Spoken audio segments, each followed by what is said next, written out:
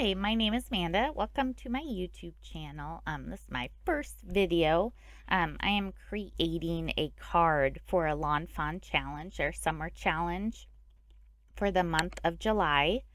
So here I'm cutting the Lawn Fawn Vanilla Malt cardstock with using the stitched hillside borders from Lawn Fawn. And I decided to use the Malt cardstock because it was more of a tan and looked like it would be easier to add ink to make a sandy image. So I decided to use that. And for the top, the sky portion, or actually the sky and wave portion, I just used the Neenah Solar White. I use the 80 pound for my card panels usually because it's a little thinner. And then for my card bases, I like to use the 110 pound. So right now I'm just arranging kind of where I want the sandy ground to look, placing them just to get an idea. And then I'm placing the water and the sky. It's kind of not really a differentiation between the water and sky, but I was okay with that. I like the way it turned out. So once I have it figured out, I decided to take my oxide ink, and see, I've got my bucket here because my shelf fell off my wall and I need to fix that. So I have all my ink in this nice little bucket. I took the oxide ink Frayed Burlap, and I decided to use that for my sand. That one looked the best. I tried a couple of different, looks like I tried some gathered twigs, but it didn't quite look like sand to me. So I took the Frayed Burlap instead and my blender brushes, and I'm just going to apply some ink to the top of each of the stitched hillside border pieces that I have to make a sandy scene. So just applying ink there, and I like to clean my brushes afterwards. That way it's ready to go for the next time, and I just wipe it on a microfiber cloth, and trying to be better about cleaning my area so that I don't spread any ink. And now I'm thinking deciding what color to use for the top of the sky or the ocean. I decided to go with the broken china for that part. So the speckled egg, such a pretty color, but not quite the right color. So I took my blue blender brush, and I'm just going to do the same type of inking very lightly on my Neenah Solar White cardstock. Just going to apply some, and I decided to apply it all over. And actually on this piece, I did it on the wrong side, but it's okay because I just flipped it over and added ink on the other side, and it worked out just fine. So just going to apply some more ink very lightly. I love these blender brushes. They're so easy to apply ink so quickly. So I'm just going to I do clean up a lot. That's okay.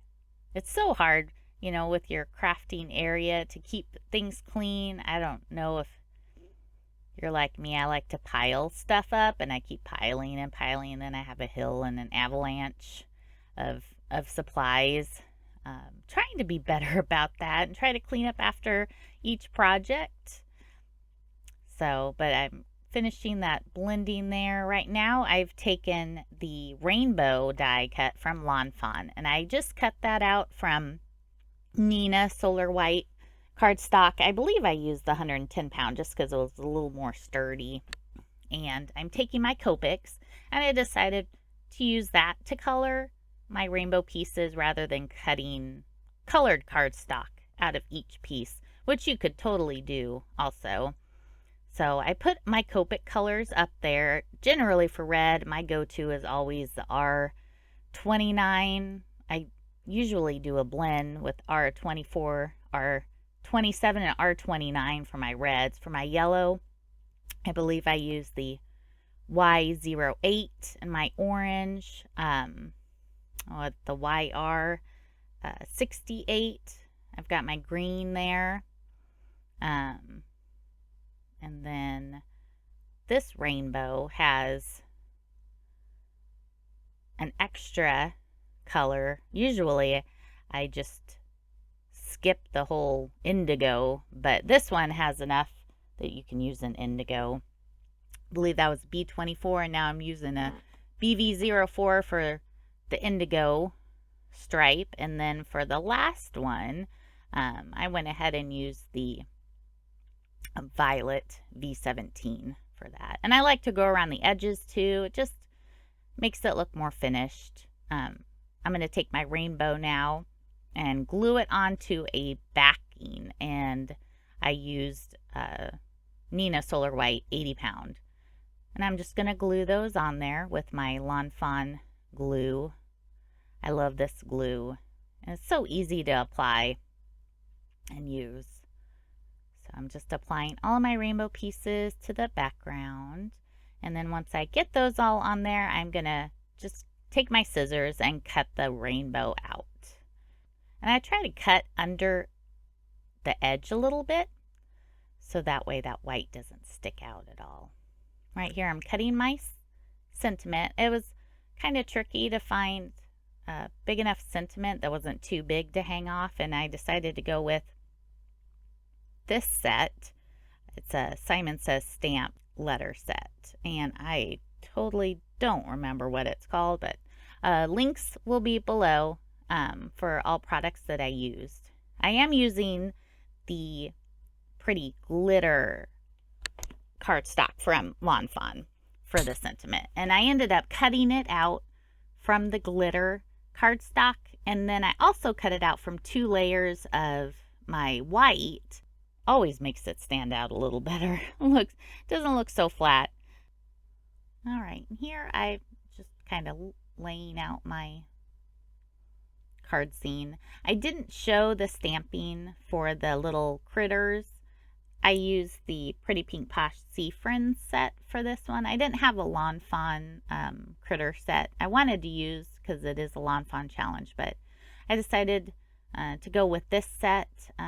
It has a cute little crab and the starfish. And once I colored all of those with my Copics, I used my coordinating die cuts to cut them out, because it was easier than cutting all the little pieces. They pretty much would have been easy to cut out except for the little crab.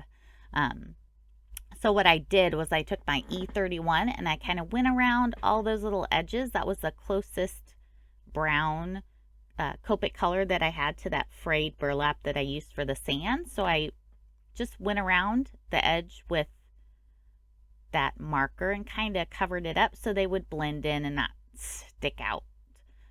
Covered up that white.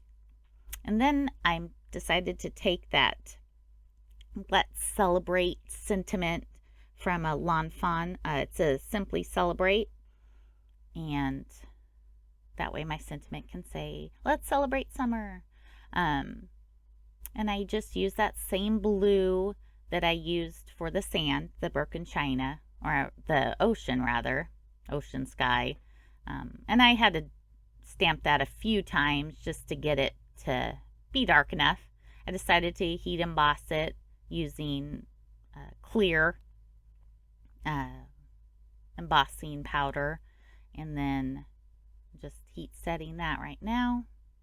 Now I'm going to work on my sand. And I decided to pop up the sand. That way the rainbow, because I want that rainbow to kind of tuck behind that sand. It's like peeking out there.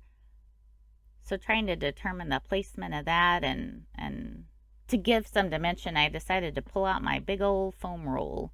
And I just put some foam tape pretty much along the bottom of the edge of this one piece of sand. That way I would have enough room to tuck in that rainbow at the top. So I'm just applying my foam tape. This roll is awesome. It's lasted me so long. And I'm, pretty conservative when I use it too. I like to hoard it and not use it very often.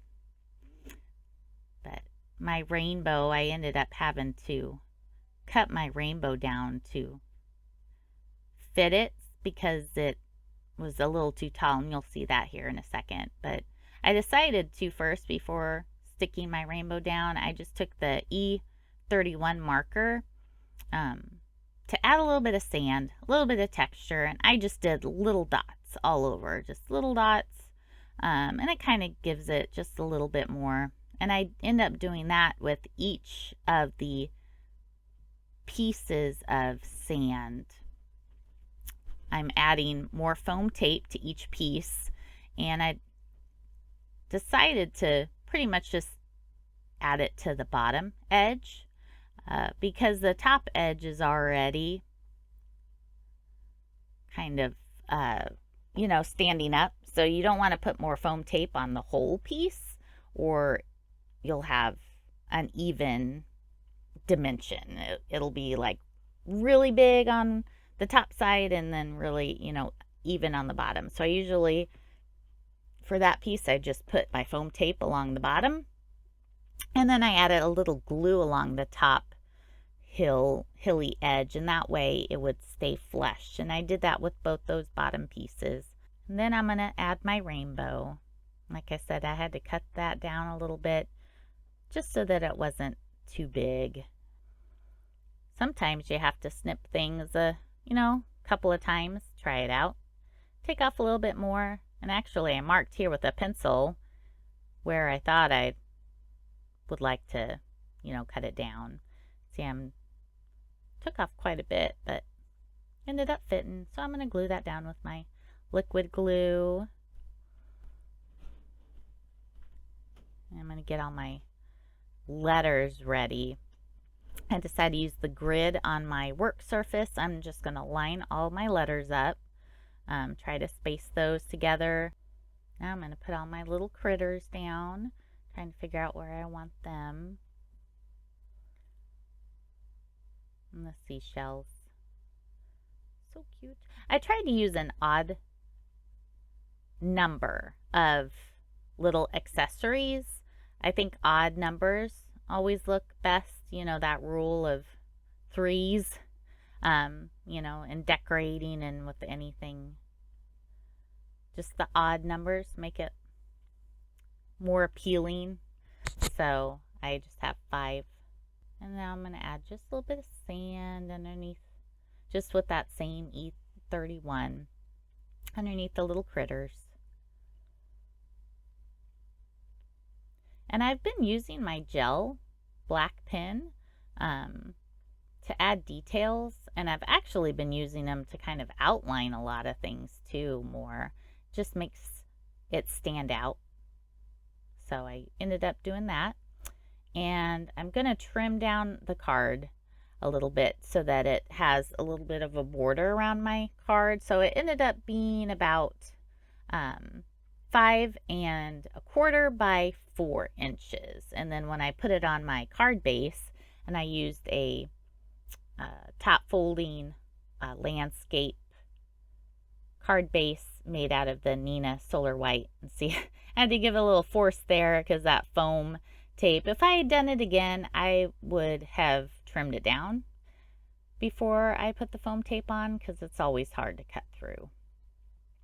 But you learn, and you improve for the next one. Once I get all that cut down, when I put it on my card base, it'll have just a little bit of a border around it. I cut my card base from my Solar White, and I'm actually, looks like I'm cutting 2. That way I can save one for later. I cut that piece down to 5 1/2 by 9 1/2, and that way when I fold it, it will come out to 4 1/4 by 5 1/2. So I glue down my card base with my glue, my liquid glue, and make sure it's nice and dry. And there's my completed card. I love how bright and summery it is. Thank you so much for watching. See you next time.